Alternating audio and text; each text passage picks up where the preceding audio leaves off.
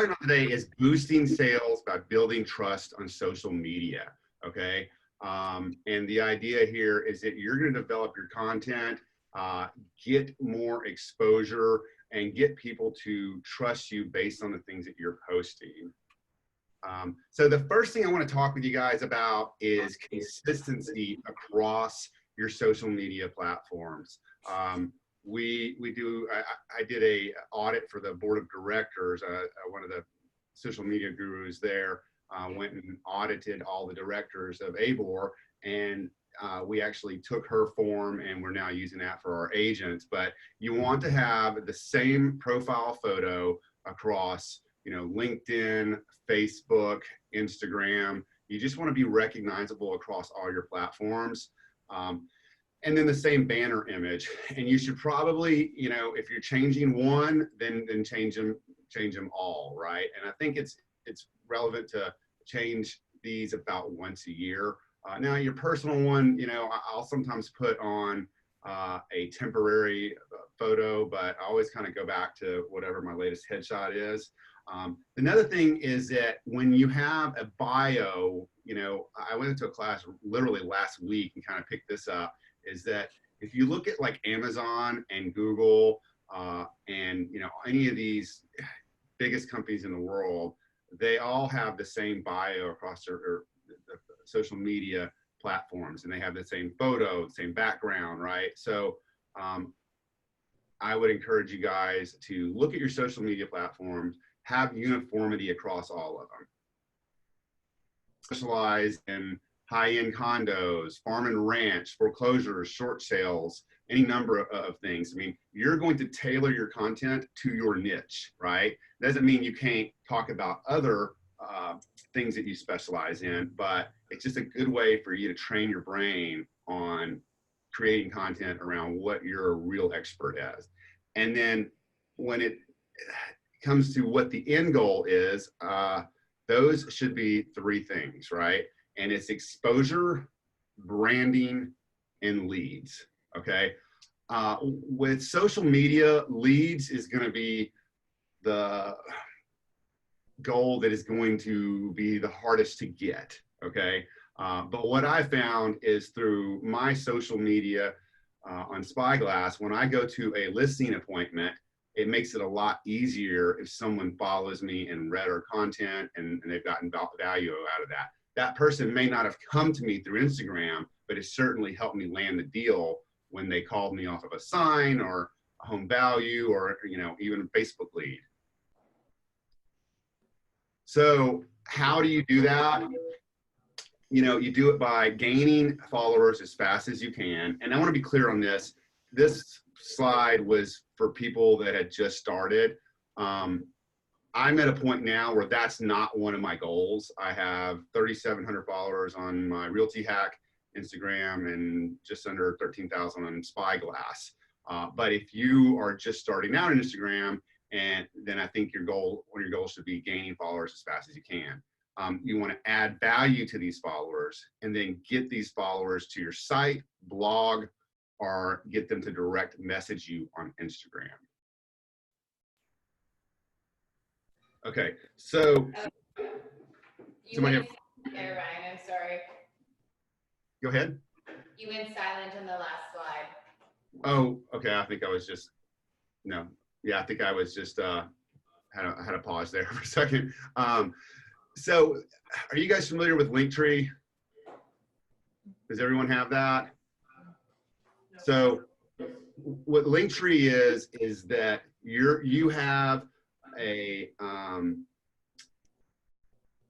link in your profile that you lead people to. Linktree allows you to add multiple links so you can promote more than one link at one time.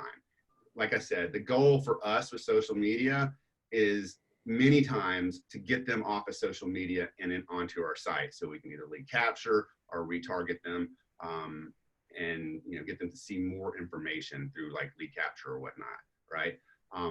Another thing is when I talk about my audience, I have two different audiences, and you're always going to be, you know, structuring your content based on who your audience is. So this is my Spyglass Realty account on Instagram, and my audience consists of buyers, sellers, and investors of real estate, as well as real estate agents inside and outside of Austin.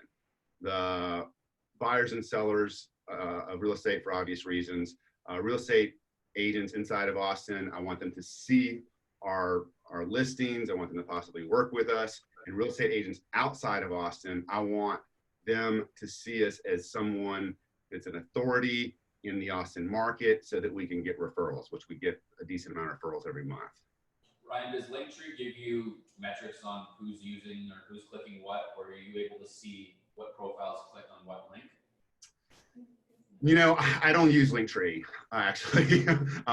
We have a site on our page that we had from HTML, you know, we created it off of an HTML editor.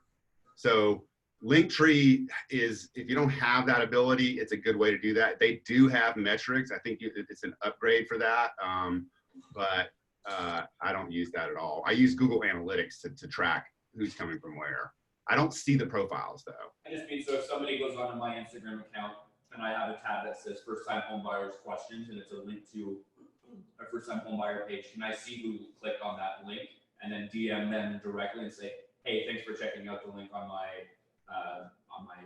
website, on my Instagram account. Can I buy you a coffee to go over those steps in person? Like, yeah. So when I did look at Linktree before, I did not notice that as a feature. So I'd be surprised if Instagram allowed that. But you could do it through based on likes if you wanted to. This is my Realty Hack Instagram account, which is completely different audience. Okay. This audience is for real estate agents inside of Austin and real estate agents outside of Austin.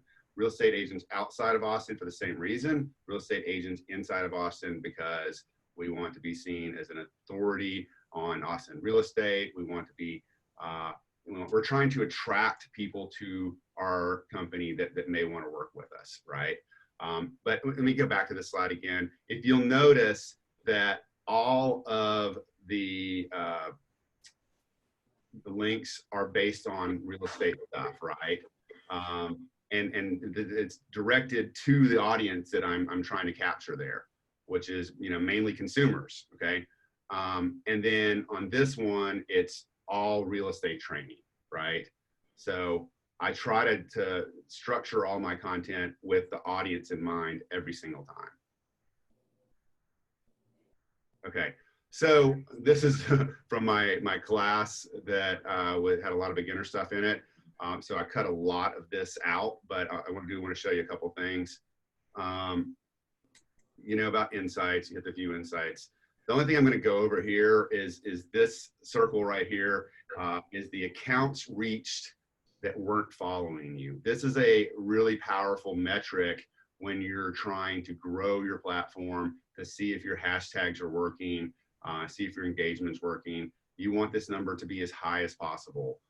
I have taken numerous classes and seen that people have gotten 70, 80%. I have never, I think I got to like 53% was the highest I've gotten. But if you look at your insights and you see 1 to 3%, then you're probably using the wrong hashtag.